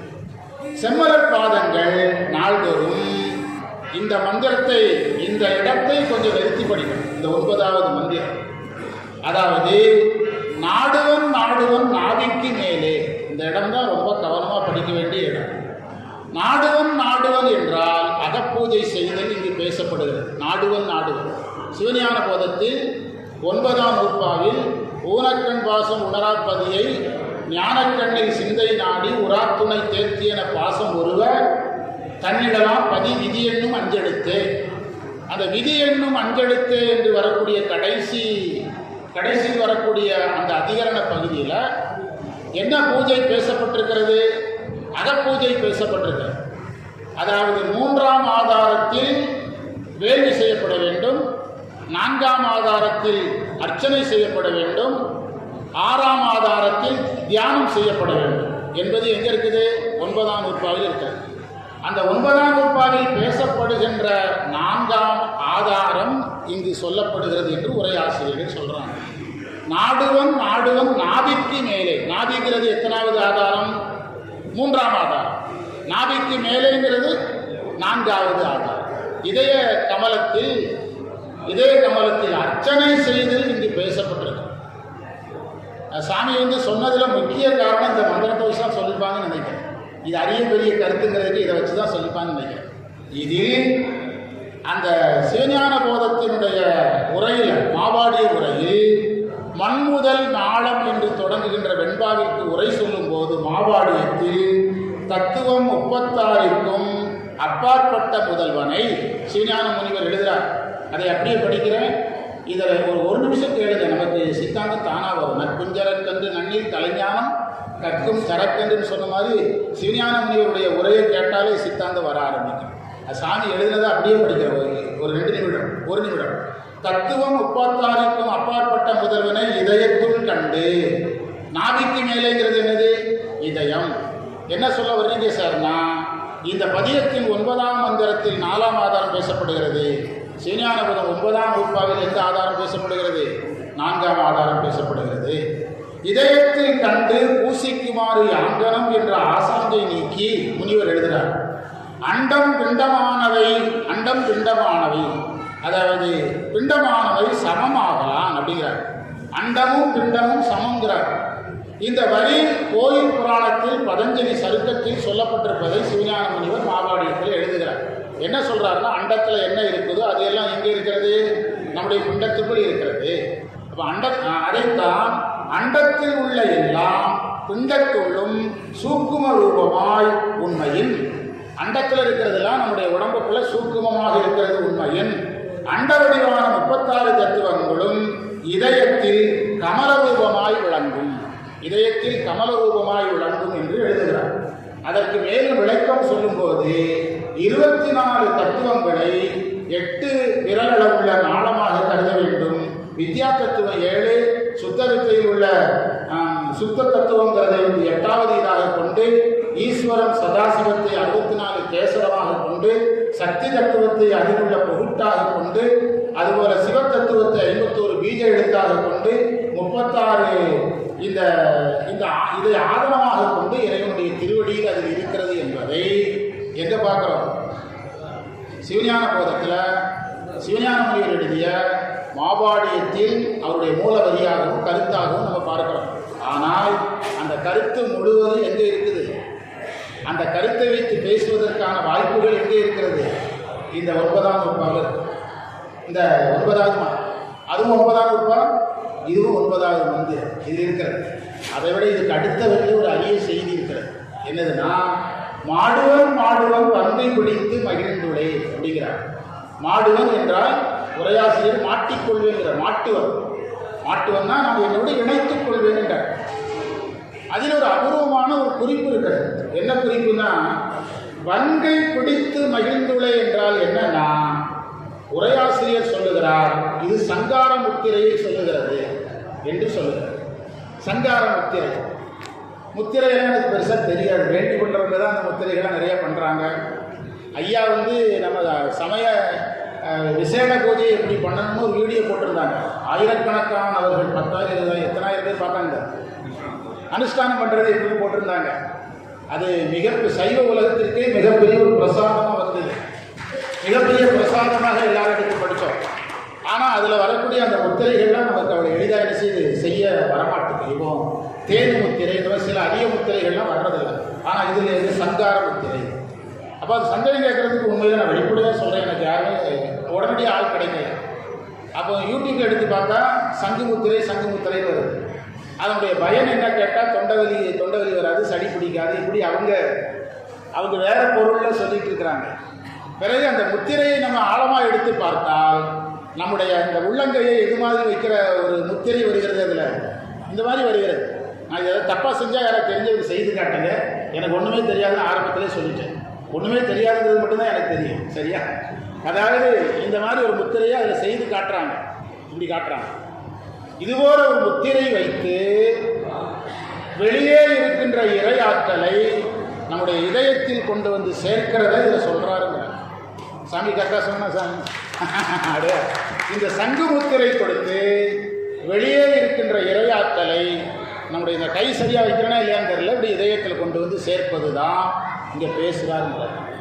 ஆகமத்தில் இருக்கக்கூடிய சைவ சமய ரகசியங்களை நம்முடைய சுந்தரமூர்த்தி சுவாமிகள் மிக ஒரு சாதாரண வரியாக கையாண்டு சொல்கிறார். அதனால தான் திருமுறையை படிங்க, திருமுறை படிங்கன்னு நம்ம பெரியவங்க எல்லாம் சொல்கிறாங்க. அதாவது அருணந்தி சிவாச்சாரியார் சித்தியார் எழுதுகிறாங்க, மரபக்கம் எழுதுகிறாங்க, சுபக்கம் எழுதுகிறாங்க. பிறகு இருபத்தில் சந்தேகங்களை எழுப்புறாங்க. சந்தேகத்துக்கு விடை எங்கிருந்து சொல்கிறாங்க? சந்தேகத்துக்கு விடை திருமுறையிலிருந்து சொல்கிறாங்க. அப்போது நமக்கு எது வேண்டி இருக்குது? திருமுறையும் நிறைய வேணும், சித்தாந்தமும் நிறைய வேணும். ஒரு வகுப்பு நான் மாணவருக்கு புரிவதற்காக சொன்னேன். சித்தாந்தம் என்பது டேமில் இருக்கிற தண்ணி மாதிரி, திருமுறை என்பது மழை மாதிரி அப்படின்னு சொன்னேன். ஏன் அப்படி சொல்கிறீங்கன்னு கேட்டாங்க. டேமில் எவ்வளோ தண்ணி இருக்குங்கிறத நம்ம வரையறுக்கிறோம். இத்தனை டிஎம்சி, அத்தனை டிஎம்சி, 12ஆம் ரூபா, 11ஆம் ரூபா என்று வரையறுக்கிறோம். ஆனால் ஒரு கோயிலில் போய் ஒரு நாயனார், அது ஞான சம்பந்தராக இருக்கலாம், மாணிக்க வாசகராக இருக்கலாம், திருநாவுக்கரசராக இருக்கலாம், ஒரு கோயிலில் போய் அவங்க பாடும்போது அந்த நேரத்தில் மழை மாதிரி பாடுறாங்க. அவங்க பாடி முடித்த பிறகு தான் அதில் என்ன இருக்குங்கிறது ஒரு வரையறைக்கு வருது. அப்போது மழை மாதிரி அருளப்பட்டது எது? சித்தாந்தம். இந்த திருமுறை சித்தாந்தம் அணையில் தேக்கி வைக்கப்பட்ட நீர் போல இருந்து வருடம் முழுவதும் அதில் இருந்த டேமை திறந்து விட்டு நம்மளை நாம காப்பாற்றுவது போல. ரெண்டுமே நீர் தான். அந்த மாணவருக்கு புரிகிறதுக்காக சொன்னதில் ஏதாவது தப்பு இருந்தால் மன்னிச்சு, முறைச்சு பார்க்குற மாதிரி தெரியுது சிலது, மன்னிச்சுக்கிட்டு. மாடுவன் மாடுவன் வங்கை பிடித்து மகிழ்ந்துடைய, பாருங்க எவ்வளோ அழகான வார்த்தை, மகிழ்ந்துடைய. இறைவனை பிடிக்கும்போது நமக்கு ஒரு மகிழ்ச்சிங்கிறார், மகிழ்ந்துடைய. ஆடுவன் பார்த்தீங்களா என்ன வார்த்தை? ஏற்கனவே ஒரு தான் வந்துருக்குது, ஆடுவன். அதைத்தான் நம்ம திருவாசகத்திலிருந்து பார்ப்போம். இறைவன் மேல் நமக்கு அளவுக்கு அன்பு வரும்போது நமக்கு நம்ம எரியாமல் என்ன வரும்? ஒரு அந்த நடனம் ஆடுகின்ற, அந்த ஆடுகின்ற ஒரு வேகம் வரும், ஒரு உணர்ச்சி வேகம் வரும். அதை ஆடுவன் ஆமாத்திரியும் அறிகளே என்று சொல்லுவதை நாம் 9வது மந்திரத்தில் பார்க்கிறோம். நான் பகுதிக்கு நெருங்கிட்டேன், 2 மந்திரம் தானே இருக்குது. அந்த நேர பதட்டத்திலே இருக்கிற, ஏன்னா நிறைய அடுத்து சாமி பூஜை நடக்கும், அதனால தான். உற்றனன் உற்றவர் தம்மை ஒளிந்து, இது அதை விட அதே மாதிரி ஒரு முக்கியமான இடம். உற்றனன் அடைந்தேன், உற்றவர் தம்மை ஒளிந்து. அதாவது என்ன பொருள் என்றால், பற்றுக்கு காரணமானவர்களை விட்டு நான் இறைவனை அடைந்தேன்கிறார். நம்ம சைவ சமயத்தினுடைய அடிப்படை கோட்பாட்டில் சிலர் கேட்குறாங்க, அண்டார சாத்திரத்தில் ஐயாவுடைய உரையில், இல்லறத்தில் நாயன்மார்கள் இருக்கவில்லையா அப்படின்னு கேட்குறாங்க. நாம் இல்லறத்தில் இருப்பதும் நாயன்மார்கள் இல்லத்தில் இருந்ததும் ஒன்று அல்ல என்று ஐயா எழுதிக்கிறத நம்ம பார்க்கிறோம். அப்போது அந்த உற்றவர் என்பது அந்த யாரெல்லாம் இறைவனை நோக்கி இந்த நம்முடைய பயணத்தில் தடையாக இருக்கிறார்களோ அவர்களை ஒளிந்து நாம் இறைவனை அடைந்தேன். அப்போது பற்றுகள் பற்றத்தான் பற்றினை என்று சொன்னது போல, பற்றுகள் விடுகின்ற இடத்துல தான் நம்ம யாரை அடைய முடிகிறது? இறைவனை அடைய முடியும். அங்கமாயில திருநாவுக்கரசர் சொன்னார், அந்த உற்றார் ஆர்வலரோ உயிர் கொண்டு போகும்பொழுது குற்றாலத்துறையும் கூத்தனெல்லாம் நமக்கு உற்றார் ஆர்வலர். அதை எப்போ சொன்னார்? முதல் மந்திரமாக வைக்கலையா? எப்போ வச்சார்? பின்பகுதியில் தான் வருது. எதை தேடி கண்டு கொண்டதுக்கெல்லாம் அதை ஒட்டி தான் அது வருகிறது. என்ன சொல்ல வருகிறார் என்றால், ஞான நிலையில் அந்த சாதகன் எதிலிருந்து விடுபடுகிறான்? பற்றிலிருந்து விடுபடுகிறான். அதே இதில் பதிவு செய்தார் சுந்தர். அதனால தான் அவருடைய பதிகமே மற்றும் பற்றனக்கின்றி என் திரு பாதமே மனம் பாவித்தே அப்படிங்கிறார். மற்றும் பற்றனக்கு இன்றி நின் திரு பாதமே மனம் பாவித்து. நீ பாதத்தை தவிர எனக்கு எதுவுமே பற்றில்லைங்க. இந்த திருப்பதியத்தின் பாதம் பற்றிய குறிப்புகள் நிறைய இருக்கிறத நம்ம பார்த்தோம்னு நான் முதல்ல சொல்லியிருக்கேன். அந்த சுந்தரமூர்த்தி சுவாமிகள் திருவஞ்சை களத்திலிருந்து இறைவனிடத்தில் புறப்பட போகிறார். ஒரே ஒரு முறை அந்த திருவஞ்சை களத்தில் அந்த விழா நடக்கும்போது நாங்கள் அங்கே வழிபாடு செய்ய செல்கின்ற வாய்ப்பு கிடைத்தது, ஒரு தடவை கிடைத்தது. இப்போ திருவஞ்சை களத்திலிருந்து இறைவன் அழைத்து இவர் செல்ல வேண்டிய நேரத்தில், அந்த நேரத்தில் அவருக்கு சங்கிலியார் நினைவோ பறவையார் நினைவோ வரலையே. இறைவன் அழைத்தால் என்ன செஞ்சுட்டாரு? இப்போ நம்மளை நம்மளை அப்படி இறைவனே அழைக்கிறதா வச்சுருவோம். இப்போ திடீர்னு இறைவனே இங்கே வந்து வாங்க எல்லோரும் அப்படியே கிளம்புங்க மோட்சத்துக்கு போகலாம் அப்படின்னா, கொஞ்ச நிமிஷம் ஏடிஎம்மில் கொஞ்சம் பணம் எடுத்து வீட்டில் கொடுத்துட்டு வரேன்னு நான் சொல்லுவேன். புரியுதா? ஒரு 10 நிமிஷம் வெயிட் பண்ணி ஏடிஎம்மில் ஒரு 50,000 எடுத்து வீட்டில் கொடுத்துட்டு வர்றேன், ஏதோ ஒன்று சொல்லுவேன். ஆனால் சுந்தரமூர்த்தி சுவாமிகள் திருவஞ்சை களத்திலிருந்து இறைவனை அடைவதற்காக புறப்படும் போது அவருக்கு சங்கிலியார் நினைவோ பறவையார் நினைவோ நண்பருடைய நினைவு கூட என்ன செய்யலை, வரல. அதைத்தான் உற்றவர் தம்மை ஒளிந்து உள்ளத்து ஒரு பொருள் பற்றினன் பற்றினன். உள்ளத்தில் இது ஏற்கனவே வந்திருக்குது. அதனால தான் நான் முதல்ல சொன்னேன், எது சரீரிய யோகத்தினுடைய தன்மை இருக்கிறது, சிவயோகம் இருக்கிறது, சிவபோகம் இருக்கிறது, துரியம் இருக்கிறது, துரியாதீதம் இருக்கிறது. என்னதான் இல்லை, எல்லாமே இருக்கு. எதில்? இந்த பதியத்தில் எல்லாமே இருக்கிறது என்று இதில் நாம் பார்க்க வேண்டும். அதாவது அந்த போகமாதர் வெள்ளத்தை கழிக்க வேண்டில் விரும்புமின் விளக்கு தூபம் உள்ளத்து திரிவொன்றேற்றி உணருமாறு உணரவல்லார். அப்பர் சுவாமிகள் அந்த திருக்கடவுர் வீரட்டத்தில் 4ஆம் திருமுறையில் 31வது பதிகத்தில் சொல்கிறார், விளக்கு தீபத்தை ஏற்றுங்க, உள்ளத்தில் திரிவொன்று ஏற்றி உணருங்கிறார். அதைத்தான் நாங்கள் உள்ளத்தில் உள்பொருள் பற்றினேன் பற்றினேன் பற்றினன் பற்றினன் பங்கைய சேவடிக்கே. சேவடி ஏற்கனவே வந்த திருவடி குறிப்பு சேவடிக்கே என்று சொல்லுகிறார். இந்த பதியத்தை நான் ஏன் மீண்டும் மீண்டும் சொல்லிக் கொண்டிருக்கிறேன்னா, அப்பர் சுவாமியுடைய பதியத்தை இதில் இணைத்து சொல்லுகிறேன் என்றால், அதை நடக்கும்போது ரொம்ப ஈடுபட்டு நடத்தினோம். நான் ரொம்ப உருக்கமாக இருந்தது அந்த பதிகம். ஒரு மாணவர்கள் அதை கேட்டு ரொம்ப உருக்கமாக இருக்குன்னு சொன்னார். அந்த பதியத்தில் ஒரே ஒரு செய்தி சொல்கிறேன், அதை அந்த இடத்துல சொல்கிறேன். மண்ணிடை புறம்பை தன்னை மதித்து மையல் கொண்டு அதில் சொல்லிட்டு சொல்கிறாரு, யமன் வரும்போது நீங்கள் என்ன பண்ண போகிறீங்க, யார் யமனுடைய பிடியிலிருந்து உங்களை காப்பாற்றுவாங்கன்னு கேட்குறார் 5வது மந்திரத்தில். அதில் ஒரு வரி சொல்கிறார், ஒரு உதாரணம். தமிழ் இலக்கிய தமிழையாக இருக்கிறார் மகாலிங்கையா, மிகப்பெரிய நூலாசிரியர். அவரு நானும் ஒரே காலத்தில் தமிழாசிரியராக பார்க்குறாங்க, தலைமை ஆசிரியர் ஐயா இருக்கிறாங்க. நாங்கள் ஆன்லைனில் வகுப்பு நடத்தினாலே உங்களை நினச்சி தான் வகுப்பு நடத்திட்டு இருக்கோம். ஏன்னா எல்லாம் நம்முடைய நண்பர்கள், சரிதானா? அது சொல்கிறாரு, விளக்கத்தில் கோழி போன்றேன்னு உரையாசிரியர் சொல்கிறாரு. காலையில் கோழி யார் சொல்லியும் கூவலை, யார் சொல்லியும் நிறுத்தலை, அது மாதிரி நான் ஆகிட்டேங்கிறேன். தானே கூவ ஆரம்பித்து தானே கூவுறதை நிறுத்தின கோழி மாதிரி என் வாழ்க்கை ஆயிட்டுங்கிற சுந்தரம். இந்த திருநாவுக்கரசர் எந்த பதிகத்தில்? 4ஆம் திருமுறையில் 31வது பதிகத்தில் இன்னொரு வரி சொன்னாருங்க, பாலுக்கே நீர் இறைத்து 6வது மந்திரத்தில் சொல்கிறார், களியடை தோணி போன்று. களியடை தோணின்னு அர்த்தம்னா, நீர்நிலையில் ஒரு படகு இருந்ததுச்சுன்னா அது பயணிக்கும். உப்பங்களில் போய் ஒரு தோணி சிக்கிக்கிட்டுனா அது என்ன செய்யாது, பயணிக்காது. களியடை தோணி போல என்று சொல்கிறார். பாலுக்கே நீர் இறைத்தலை சொல்கிறார் 7வது மந்திரத்தில். அந்த பதிகத்தில், அப்பர் பதிகத்தில் பூகையானிங்க மிக அவர் மேலே அன்புடையவங்களாக இருக்கிற நமக்கெல்லாம் அந்த வார்த்தைகளெல்லாம் அப்பரே இப்படி சொல்கிறாருன்னா நம்மெல்லாம் எவ்வளவு சொல்லணும். பூகையானே அப்படிங்கிறார். அப்படி ஒரு பற்றற்ற நிலையில் தன்னை பணிவுக்கு உட்படுத்தி கொண்டு அப்பர் சுவாமிகள் அங்கே பாடுற மாதிரியே சுந்தரன் இங்கே பாடுவதை நான் பார்க்கிறேன். பங்கைய சேவடிக்கே செல்ல அத்தனன் அத்தனன் துன்பம் நீங்கினேன் என்று எனக்கு துன்பம் நீங்கிவிட்டது. தன்னுடைய திருவாவடுதுறை ஆதின சைவ சித்தாந்த நேர்முக பயிற்சி வகுப்பில் 12 திருமுறை வரலாறு, சைவ சமய வரலாறு நடத்தி கொண்டிருக்கிறோம். அதில் இந்த பதியங்களுடைய பலன் என்னங்கிறது அந்த நூலில் வருகிறது. ஞானசம்பந்தர் என்னென்ன பலன்கள் எல்லாம் சொல்கிறாரு, அப்பர் சுவாமிகளுடைய பதியத்தை பாடுவதனால என்னென்ன பலன்கள் கிடைக்கிறது. அதுபோல் இங்கே பார்த்தீங்கன்னா அத்தனன்னா துன்பம் நீங்கினேங்கிறார். இந்த இடத்தில் இந்த பதியத்தை நாம் பாடும்போது உறுதியாக நமக்கு என்ன நீங்கும், துன்பம் நீங்கும். சுந்தரருக்கு நம்ம சுந்தரர் பாட்டை தான் பாடுறோம், நம்ம யாரும் சுந்தரர் கிடையாது. ஆனால் அந்த பாடியதற்கான பலன் நமக்கு என்ன செய்யும், கிடைக்கும். அத்தனன் ஆமாத்தூர் மேயான் அடியார். இந்த இடம் அடுத்து ரொம்ப முக்கியமான இடம். அடியார் ஆள். இவங்க சங்குமுத்தரை சொல்கிறான்னு சொன்னோம்ல, அது 9ஆம் நூற்பாவில் கீழ் பொருந்துகிறது. 10ஆம் நூற்பா இதில் நமக்கு எடுத்து பேசலாம். 11ஆம் நூற்பா பொருந்துகிறது. இப்போ 12ஆம் நூற்பா வருகிறது. 12ஆம் நூற்பா ஆமாத்தூர் மேயான் அடியார் ஆள் பெற்றனன் என்ன சொல்லுகிறார்னா, திருவாமாத்தூரில் இருக்கக்கூடிய இறைவனுக்கு யாரெல்லாம் அடியார்களோ அவர்களுக்கு அடியாராகின்ற வாய்ப்பை நான் பெற்றேன் என்று சொல்லுகிறார்.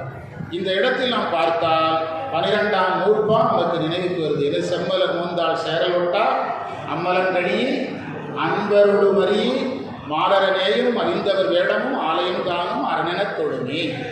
அப்பாய் முத்திக்கு அழியாத காரணம்தான் செப்பாய் செப்பக்கேள் ஒப்பில் குருலிங்க சங்கமம் என்று சொல்கிறார்.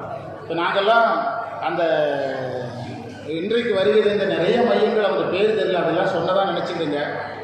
நாங்கள்லாம் அங்கே வரும்போது நாம் வந்து திருமணத்துக்கு போகிறோம், அது மிகப்பெரிய ஒரு உந்துதலில் உள்ளுணர்வில் தான் வர்றோம். நாம் அன்னைக்கு சன்னிதானம் அவங்களை பார்க்க போகிறோம், அவங்க கையால் திருநீர் வாங்க போகிறோம்.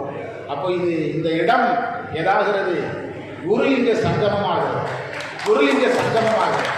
இங்கே சாமி வந்து குருவாக இருக்கிறாங்க, கோயில் இருக்கிறது, இங்கே குருமார்கள் இருக்கிறாங்க, குருலிங்க சங்கமமாகிறது. அந்த வாய்ப்பு, திருமணத்திற்கு வருகின்ற வாய்ப்பு, இதை நம்ம அதனுடைய அந்த சிறப்பை நினைத்து பார்த்தால் மிக ஆச்சரியம். அதாவது கோயில்களில் பார்த்தாலும் அடியார்களாக நடமாடி கொண்டிருக்கிறார்கள். அதுபோல் இந்த அரங்கத்துக்கு வந்தால் அடியார்கள், உள்ளே போனால் அடியார்கள், நமச்சிவாயபுரத்தில் மாளிகைக்கு போனால் அடியார்கள், எங்கு அதே மாதிரி இந்த அரங்குகளிலெல்லாம் அடியார்கள். அப்போ இதெல்லாம் எதாக இருக்கிறது? நமக்கு குருலிங்க சங்கமமாக இருக்கிறது. நமக்கு நம்முடைய நமச்சிவாய மூர்த்திகளுடைய அருள் கிடைக்கிற இடமாக இருக்கிறது.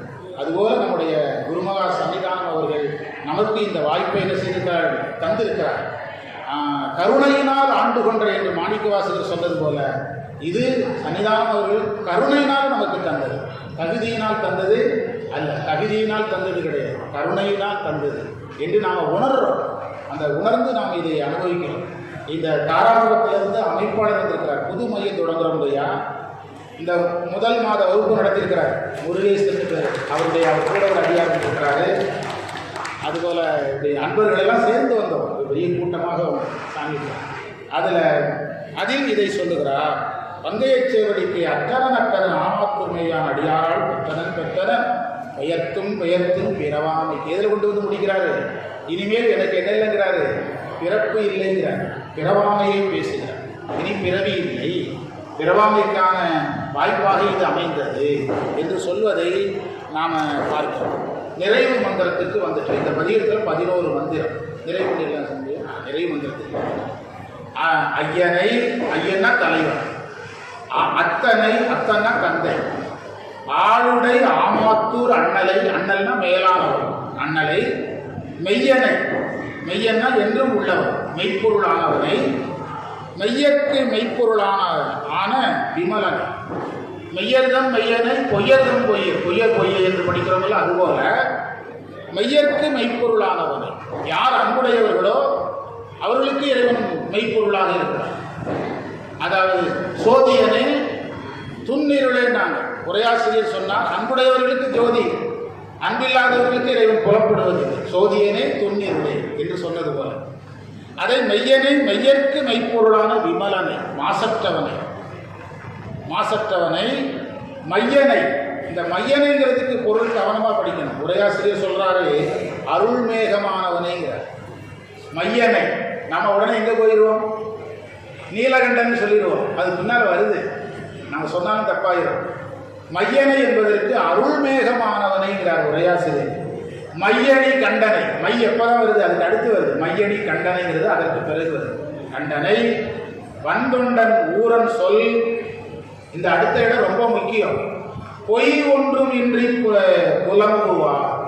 அதாவது உண்மையாக இருந்து புறந்தூய்மை நீரானமையும் அகந்தூய்மை வாய்மையால் காணப்படும் என்று சொன்னது போல, தெய்வச் சேக்கிழார் திருக்கூட்டச் சிறப்பில் சொன்னது போல, பூசு நீர்வோல் உள்ளும் புனிதர்களான நிலையில இருந்து இதை பாடணுங்கிறார்.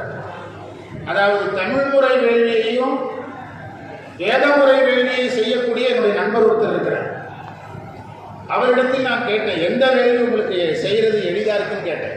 வேதமுறை வேள்வியா தமிழ் வேள்வியான்னு கேட்டேன். வேதமுறை வேள்வி எளிதா இருக்குங்கிறார். ஏன்னு கேட்டேன். அதுல காதலாகி கசிய வேண்டியது இல்லைங்கிறார். என்ன சொன்னா போதும், மந்திரத்தினுடைய ஒலி சரியா வந்தா போதும். ஆனால் தமிழ் மந்திரத்தை சொல்லுவதற்கு என்ன வேண்டியிருக்கிறாரு? அவர் உயர்த்தி தாழ்த்தி சொல்லல, இரண்டுக்குமான அந்த தன்மையை சொன்னார். கங்கையும் காவிரியும் ஒன்றல்ல, ஆனால் உயர்ந்தது. அந்த மீனிங்கில் தான் அவர் சொன்னார். ஒரு ஆனால் உயர்ந்தது, அதுபோல சொன்னார். அவர் சொன்னார், தமிழ் மந்திரத்தை நான் சொல்லும்போது கூற்றாயினவாறு பாடும்போது அவர் சுண்ணாம்புக்கு அளவாயில் இருந்தது, அவர் கஷ்டப்பட்டது, அவருடைய வரலாறு முழுவதும் எனக்கு என்ன வருகிறதுங்கிறாரு, ஞாபகம் வருகிறது. திருநாவுக்கரசருடைய வாழ்க்கை சொற்றுடை வேதியும் பாடினால் அப்பர் எங்கே இருக்கிறது ஞாபகம் வருது? கடலில் இருக்கிறது ஞாபகம் வருகிறது. இப்போ காதலாகி கசிந்து கண்ணி மங்கி ஓதுவாதவை நன்னதி குவிப்பது. எனவே இந்த திருமுறையை பாடுவதற்கு என்ன தகுதிங்கிறது எவ்வளவு அழகா வரையறுத்தார் தெரியுமா?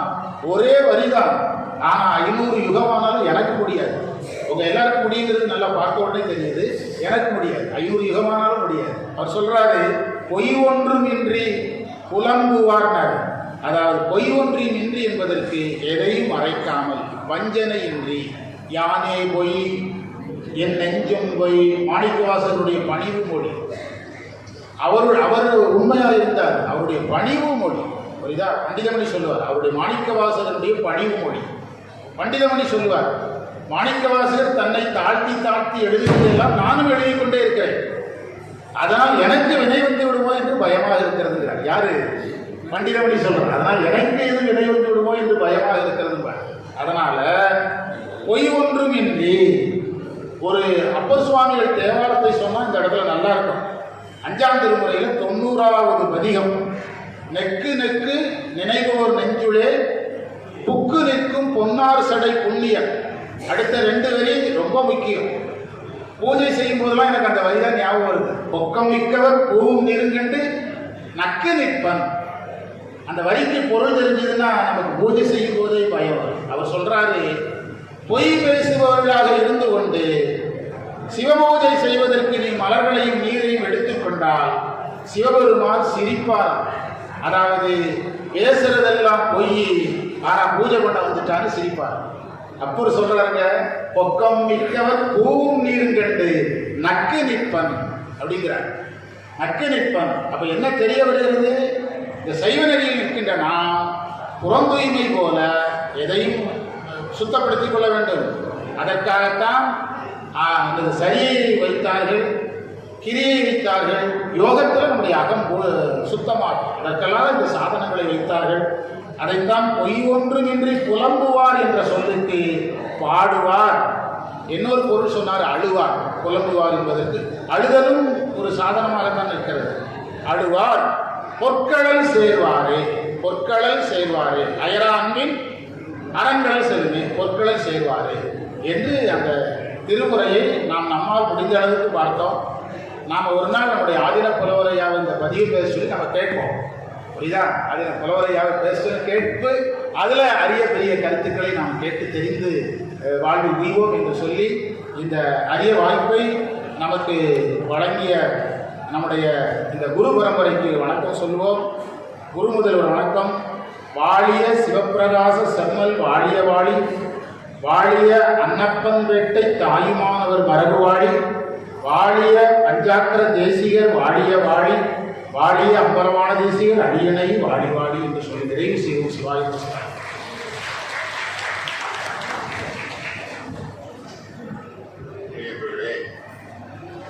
நாமாத்தூர் பதிகத்தை மிகுந்த ஈடுபாட்டுடன் அதனை ஓதி